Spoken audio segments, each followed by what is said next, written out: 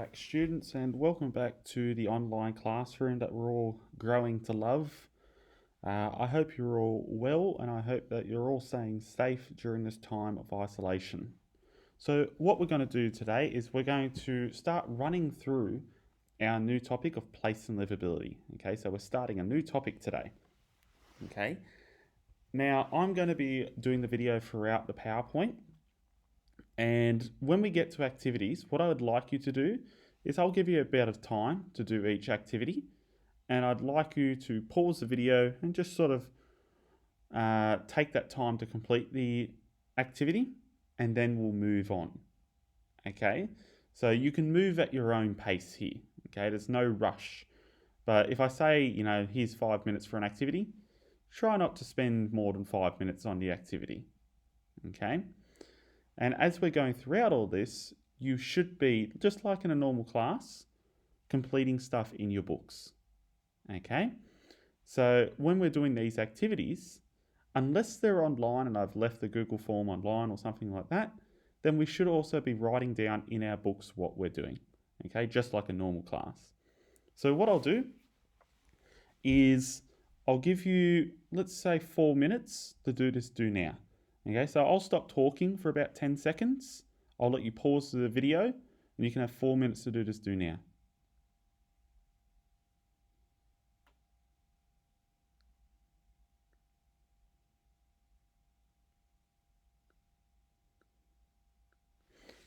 So, like we said before, we are starting place and livability today. And the do now, okay, was what/where is the best place to live? Okay, you're going to do a brainstorm of what makes that place so great.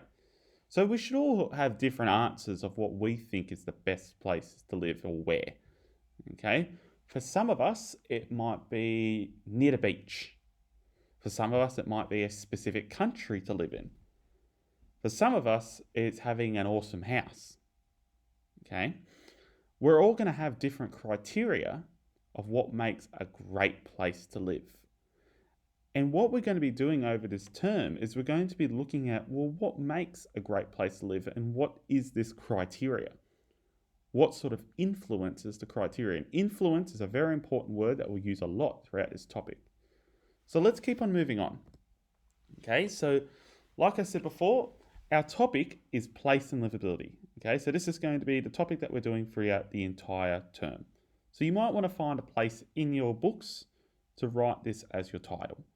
Okay, now remember, girls, as we are going throughout this topic, just like a normal classroom, I want you in your books to be writing down the date of when you're doing stuff in the top hand corner.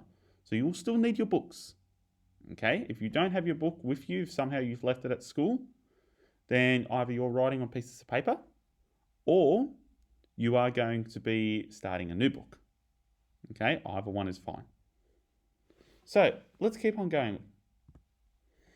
So what I want you to do with this next activity is I want you to rate these from 1 to 5 of the best places to live. Okay, so number 1 being the best place and number 5 being the worst place. Now I actually realize this, I've made a bit of a mistake. I've actually included 6 pictures but only included 5 options. So what that should be is 1 to 6. Okay, so number 1 being the best and number 6 being the worst. So you haven't got many options here. You haven't got much background knowledge. You're only looking at the picture and going, which one's best, which one's worst. And for your worst one, I want you to explain a couple of sentences, 2 or 3 at the most. Why do you think it would be the worst place to live?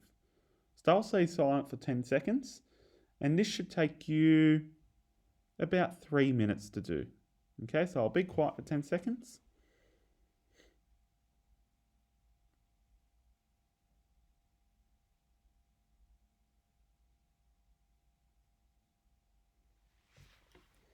So, we might all have very different opinions on this picture. I know for some of you, you're probably going to be looking at that top left corner, and you're probably looking at, and that is Sydney, by the way, if any of you have not noticed what it is. And you're going, oh yes, it's in the city.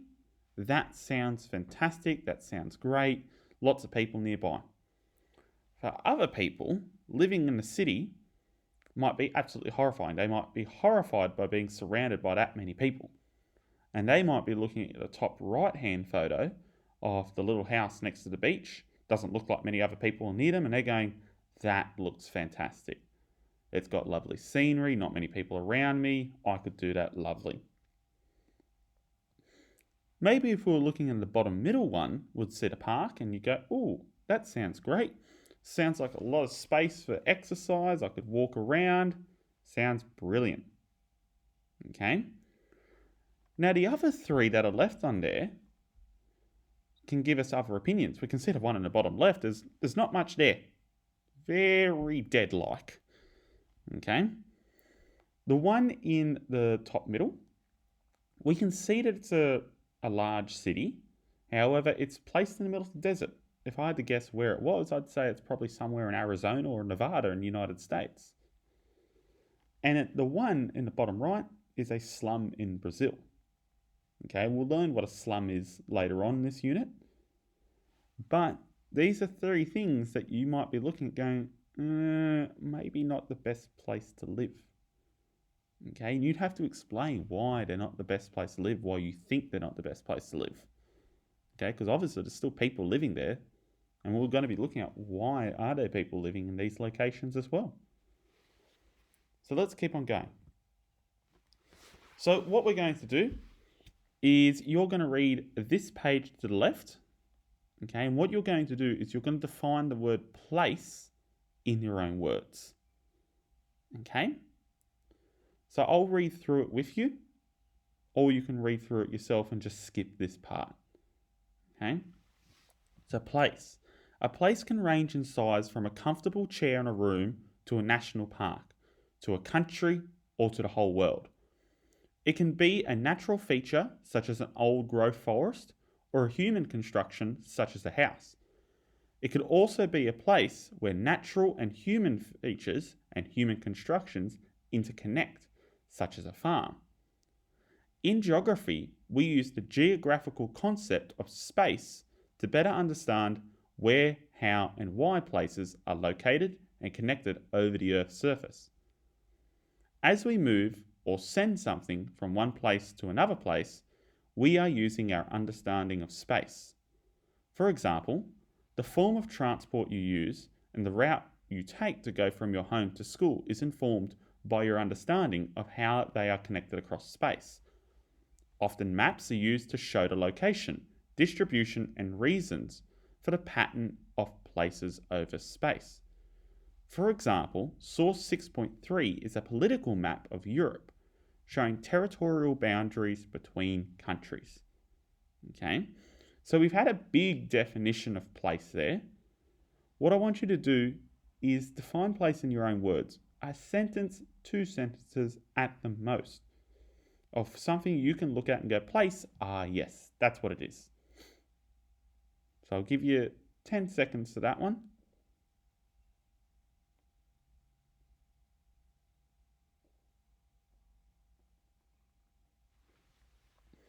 Okay, let's keep on going. So what we have here is a table, okay? And it's not meant to be too difficult. We should be able to do this one, okay? Let's have a look at the title. What don't you want the place you live in to be like? What do you want the place you live in to be like? So on the left-hand side, what we want you to do for the do's, okay, writing down the do's and the don'ts, you're basically writing on the left-hand side, what do you want your perfect place to have? What does your perfect place have? Does it have a beach? Does it have access to the coast? Does it have access to other things that you would like? And on the right-hand side, you want your don'ts. What don't you want your perfect place to have? Okay, for example, you probably don't want your perfect place to have a high crime rate. Okay, you don't want lots of illegal things happening at that point. So they might be a list. So what I want you to do, I want you to take about 4 minutes, okay, just in dot points here, and 4 minutes for your do's and don'ts. And I want you to take a minute at the end to answer that final question near the bottom right.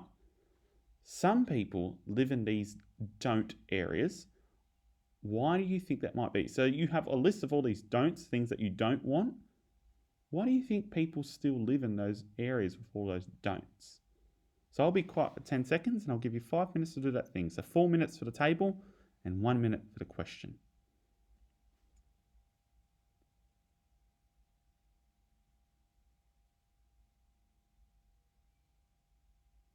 Awesome. Okay. So, well, let's have a look at those do's and don'ts, okay, before we move on.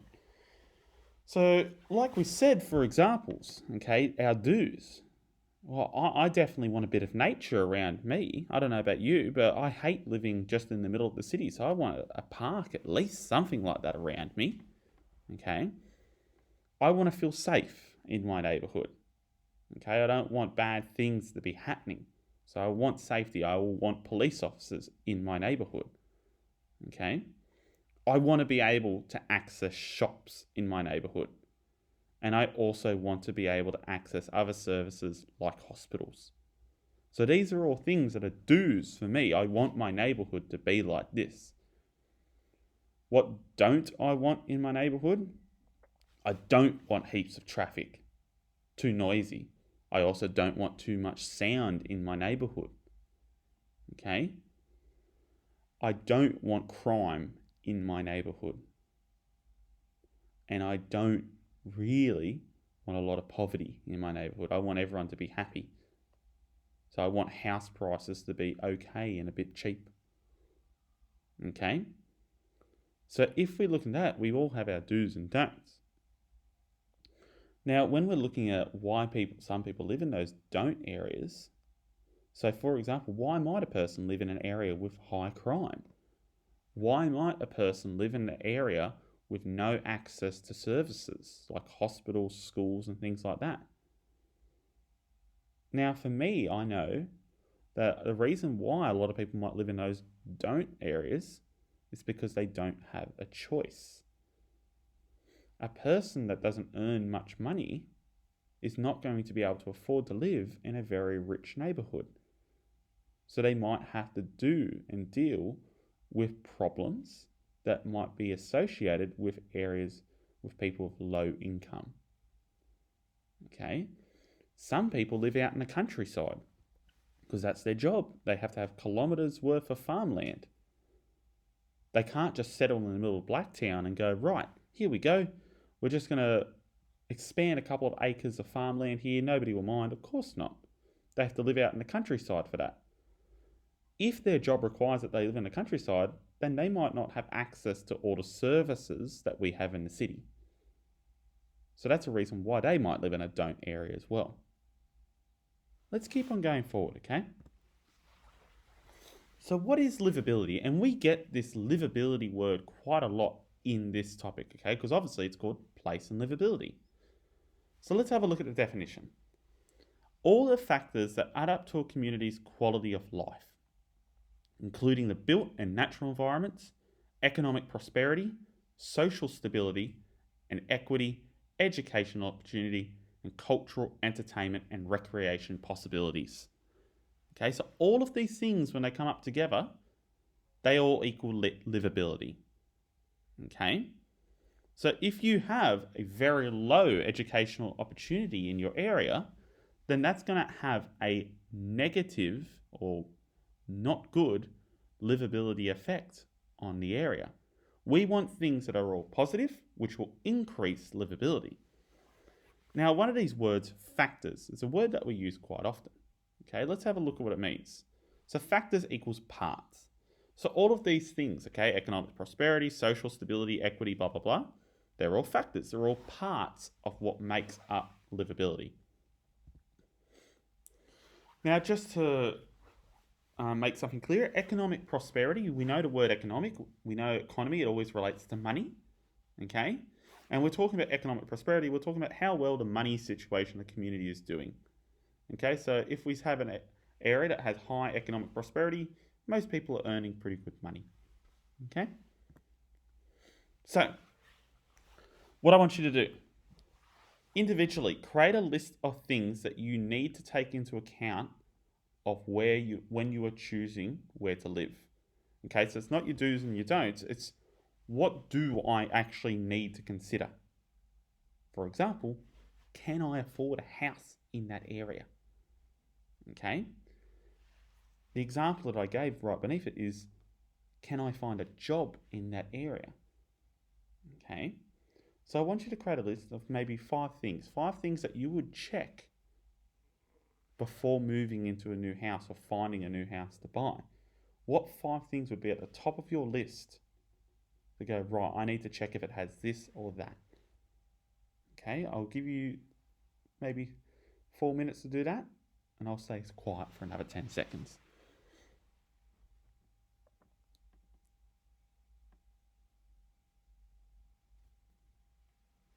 Right. So, the Liveability Index. Okay. Now, Stockland are a builder that have created a Liveability Index to measure what people want in their community. So basically, they've made a list and they've rated all of these things that are in the list of things that are important to least important. And if they can get the things on this list, then they can say that this area is very high livability. Okay. Now, we've got a video to watch with this. What you want you to do is, in a video, I want you to list down what things were important to people and why was it important to people. Okay. Let's go through it.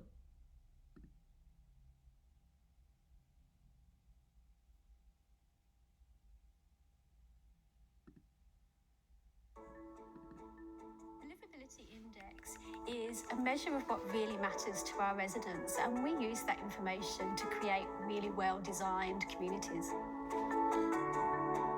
Home buyers are after more than just a house to live in. They're after connection, so whether that's through the natural environment like walkways and cycleways, or infrastructure like parks and cafes, or even community programs like exercise classes or park runs.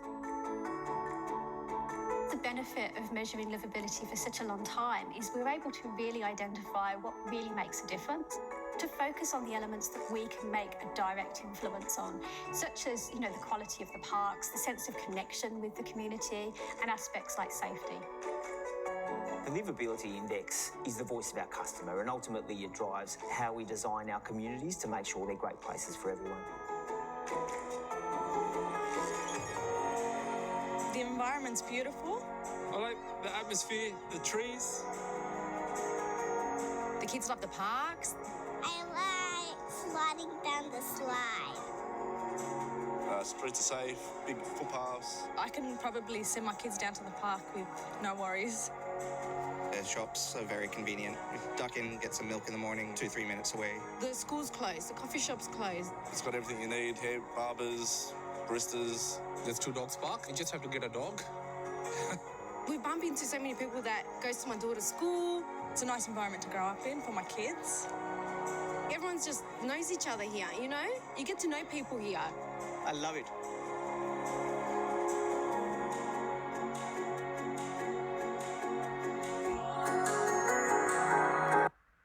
So that was our video from Stockland. Okay. And in that video, we were looking for two things. What was important to people and why was it important to people? Okay. So one of the things that they kept on discussing in the video was community, safety, and environment. Okay, community, safety, and environment. And a lot of people kept on mentioning these things. Okay, and each one was important to people for various reasons. Okay, so for example, when we were looking at community, they were talking about how close the shops were. And having shops that are close to everyone is good because it makes everyone's life easier. When we're looking at safety, of course, safety is very important because you want to be able to feel safe.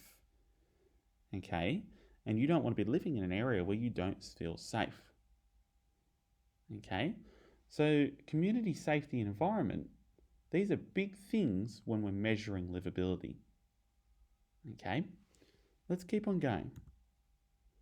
So if we were to summarize this lesson into two things, we would say two things only. Okay, first of all, place. What is place? It's the location or area we are talking about. And what is livability? Whether people can live in a certain place or how we rate the ability of people to live in that place. Okay? Now for homework today, what I want you to do is I want you to ask one person, when they have time, in your household, what their ideal or best place is. Okay, where is it? What does it look like? And why do they want it that way? And I want you to write down your responses in your books. That's your only homework for today. That's what I really want you to do for homework. Okay? Now, if you didn't manage to complete this lesson in under 50 minutes, that's okay. Okay? That's okay. All right. Have a good day, sunshines.